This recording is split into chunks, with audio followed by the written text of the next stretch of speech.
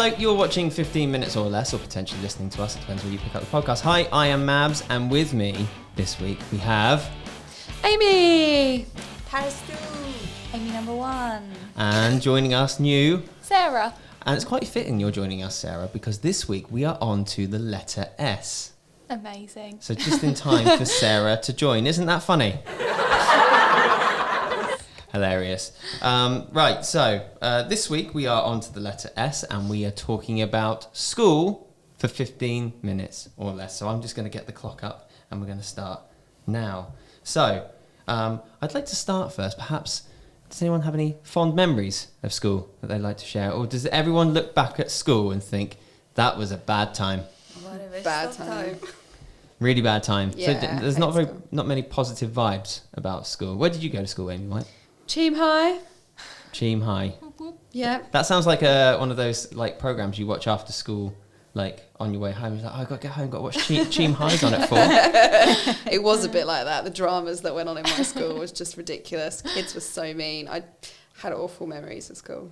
So everyone around the table sort of went to secondary school, primary school around the London area? Mm-hmm. I didn't. Outside of London. Outside of London. So whereabouts? Leatherhead in Surrey, St Andrews. Sarah, how about you?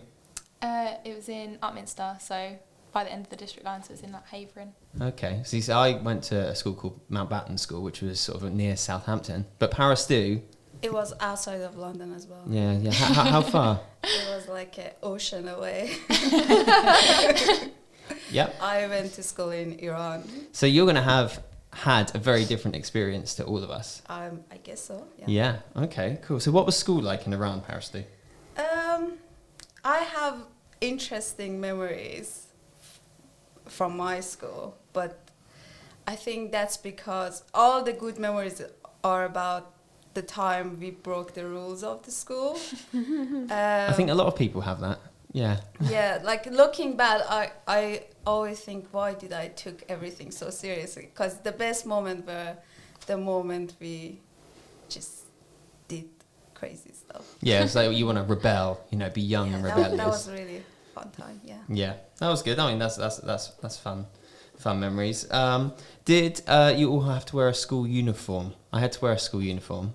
Yep. Yes. Yep. Yeah. It was pretty hideous. Yeah, pretty hideous. Nice and green. Green. Very dark green with a long pleated skirt. Oh It's no. beautiful. Blazer, tie, the whole thing. Is that the goal, to make everyone unattractive? Well, Probably. I know that one of the main things they always try and say about school uniforms being beneficial is that obviously it puts kids, especially because they're state schools, on a even footing. So it's meant to sort of like cut down on bullying and things like that, isn't it? Because supposedly you're all sort of meant to look the same, but there's always the rebels, people that don't tuck their shirt in. I was a rebel. Yeah, skirt too short. Yeah. Yeah, there Yeah, you go. That's And the other one. pattern Yeah. tights as well. You weren't allowed pattern God. tights in my school. And yeah. Yeah, regulation earrings, regulation this, You weren't regulation. allowed Broke that any rule as well. earrings. No Yeah. earrings. Oh, none at all, not even studs. No. No, same with me, but I wore them. Yeah, I wore clear plastic ones because that's the only thing you were Really? allowed. Oh, Yeah. no, we were allowed studs at least, but not hoops. Really? Our uniform was navy blue, and I had Good colours, yep. drawing on it with those white marker. Do you guys remember? Oh, what, Tipex thing? Yeah. Yeah. Just to And, draw on your blue. and every morning, our principal would say, "You need to wash this. You cannot come to school looking I've like never this." seen that before. It was like a graffiti, but on my uniform. Oh, like, I see. Yeah. Every morning I would add something. Wow. Someone would write something. Unique. Like a plaster cast. It was so much fun because I like the idea of not thinking what you're going to wear every morning. And I didn't worry about my uniform getting dirty. It was that part of it I liked. But yes, I looked hideous. Yeah, I mean, navy blue, very strong colour. That was the same as my school. But one of the things actually I thought might be interesting to bring up on this point is when I went to secondary school, which is a very, very long time ago now, it was quite a progressive and contentious issue of whether girls were allowed to wear trousers at school. And that was a big deal. And obviously now bringing it more up to date. That's the thing that's even happening in the workplace. I think there was a story quite recently about Virgin Atlantic aircraft and stuff. So they're now, they were always very like, women that work for Virgin Atlantic got to wear the red skirt and all that. And now that policy's kind of changed. So, you're talking, I don't know, 15, 20 years ago, I was at secondary school, and that was like, people were campaigning for girls to be able to wear trousers. And I still see this come up, like, people being sent home for not wearing the correct stuff. Was that something that ever came up when you were at school? Was that really a big issue that anyone felt passionately about? Yeah, because it was a bit of a punishment in my school. So we had a blue, like, checked kilt that we had to wear at school. So it was like, if you wanted to wear the trousers, you had to wear them in that pattern as trousers, and they were hideous. And I think now they'd actually be really stylish, but at the time no one wanted to wear them. So it was like no one wanted to wear the trousers, but it should have always been an option for people, to be honest. Yeah, I mean, it seems kind of stupid thinking about it now, but like it was a huge deal. And now none of us wear uniforms to work. Although some people kind of do, don't they? If they sort of like, if you work in finance, or maybe, or if you work in a job where you literally have a uniform, if you're a police officer or something like that. Do you think people like sometimes choose the line of work they want because they like a uniform? Oh, of course. Yeah. Possibly, yeah. Or they like looking at a uniform. Yeah, uniformdating.com. I see where this is going. Right. Yeah. Okay. Let's we'll just move on. That's fine. I want to talk about subjects. So, did anyone have a particular favourite subject? And I know we're all in a similar line of work now, but when you were sort of at secondary school, 16 years old, 15 years old, that age of your life, where it's important to know what you want in your future. No one knows. Were there any subjects you particularly liked that you did? It was always art. That was the only thing that I actually liked doing, but I think that's quite a lot of most people if you're doing this kind of thing. Yeah. Always art. Even in year 7, apparently I was the only one that was good at it, and I got nominated for a Jack Petchey Award when I was 11, 12. That's World famous Jack Petchey. And I was like, I've made a bottle with sweet wrappers on it. I don't think That's art. Yeah. Very nice. But yeah, that's the only thing I actually enjoyed. Hated PE. Not the one for me. Yeah, I mean, that's an interesting one as well, isn't it? Because PE is one of those things it is mandatory in this country, isn't it? And but a lot of people are unsure of whether it should be. But there are a lot of health benefits. But it does, at that age of your life, create a lot of awkwardness. Again, because did you have PE kit as well? Yeah. You had to wear, PE kit. Hated that. Purposely forget that agree. every week. Yeah. Oh, I forgot it, and then you get detention for that. And then you always knew the kids that were come from a slightly poorer background because they were still wearing the same pair of shorts they got bought in year 7, wearing them in year 11, and you just felt so bad for them, because they're very tight. Not quite. But obviously school shapes everything kind of in your early years and going forward in your life. And we were having a chat about this last week, Paris, but it's like subjects that you feel like you should have learned at school that you didn't, that you don't get taught. Is there like things now you're like, I wish I'd learned that, or people should learn that because people seem like they're idiots or something? Not that I've ever talked about people being stupid on this podcast ever. Yeah. Like money management. Yeah, I think that's an important thing. That Life everyone skills, cooking, not setting fire to yourself, that sort of thing. Yeah. I was actually saying this weekend to Paris too that actually something we don't really teach is how to care for people and how to care for animals and wildlife. And actually there's a lot of people out there with a lot of cold hearts where they've been in unfortunate backgrounds or not had the opportunity to, say, be with animals because they've never had family pets. Just stuff like that, really, to just learn how to love living things.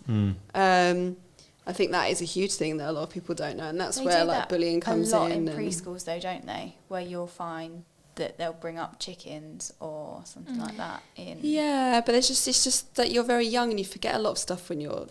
I think it's something that needs constant nurturing. Yeah. To show people. I think I was very blessed enough because I always had animals, so I have a huge respect for nature and wildlife, and even now I'm a huge animal lover, and I just think it shaped me. They should teach that? Difficult. My sixth one had a Question. farm. Yeah. I guess so. Yeah, learn how to They care for would animals and appreciate- raise them. I mean, I live across from a primary school now, and in that primary school, they've got a little like vegetable garden. So they clearly must go out there at some point in the year That's and very like interesting. do that sort of thing with kids. And I know that's something that my cousin's just relocated from New Zealand with her family, which is obviously a country that's massively into the outdoors and that sort of thing. So they've tried to really make sure they pick a school for her kids that, you know, are like they go out literally once a week in the woods and play in the woods and do a lesson in the woods.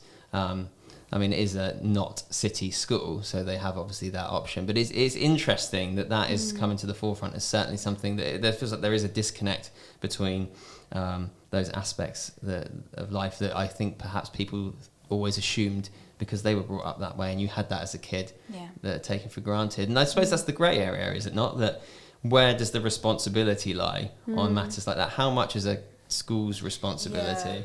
Because we were talking about this, and some of the stuff, I'm not sure school should decide those things for children. But like generally, most companies, they focus on soft skill. Like if you come to the company and you don't know how to work with certain software, that's a skill you can learn if you have the right attitude, if you can, you know, be self-sufficient, you can motivate yourself, you can focus. But those things, they don't teach those things in school. Yeah. They have to focus on mental health, how to, you know, be emotionally intelligent, manage your emotions. Well, that's a very important point, because I think one of the things we've discussed in the past, sort of away from the podcast, is that how education is reshaped in this country, certainly in recent years, to be a lot more geared to intellectual intelligence, academic intelligence, and there isn't so much of an emphasis perhaps on emotional intelligence, which is, you know, massively vital skills, which might be why those sort of outdoors type activities are so valuable. We're coming up near to the end of this episode, so I just wanted to talk quickly about something else which is a massive part of any school life, which is homework and coursework and things like that, which was always a nightmare. I was reading quite interestingly in advance of this, because there's always things that come up about like kids given so much homework, they given too much homework, but apparently the average secondary and primary school, and I don't know where that lies because that's a very broad spectrum, because I feel like you'd have a lot more homework and coursework doing a GCSE than you would at other times. But the average for the UK is about 5 hours a week, whereas in Shanghai it's about 14 hours a week outside of school. Wow. And obviously I know they have issues with kids just like being so...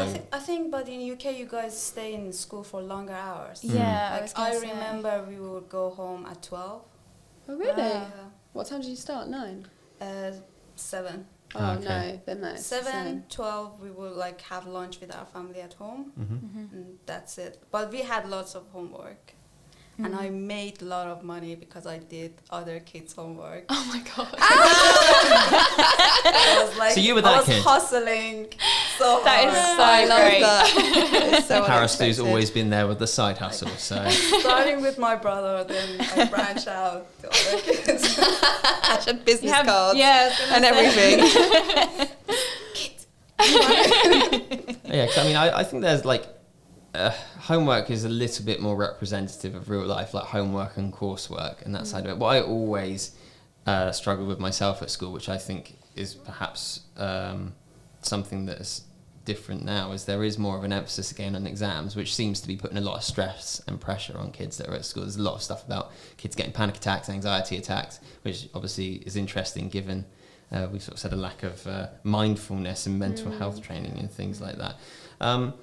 But do you not think that it is more representative of how most things operate in real life? It's not generally all gearing up to one big do or fail moment. Like, you know, you are kind of always bumbling through working on stuff.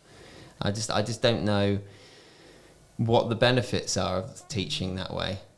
Yeah, I don't think exams should define us either. I think there's so much pressure on people to decide what they want to do at 16 and get the right results and whatever.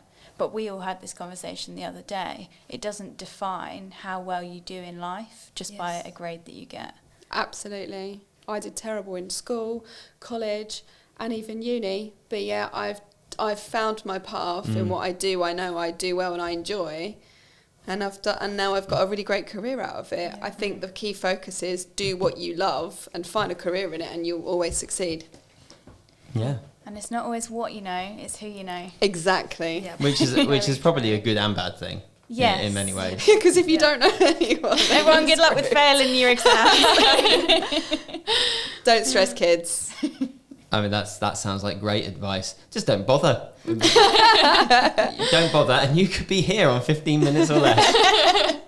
Yeah, well, we've all ended up here. We're more or less up to time now, so... 15 minutes less. Yeah, we've done it in about 14 minutes and 45 seconds. And since you complained a little while ago about... I've wanted this for the whole time, so Just for Amy. thanks. Oh, that's good. Sarah, how did you find your first podcast? Yeah, no, I think it went well.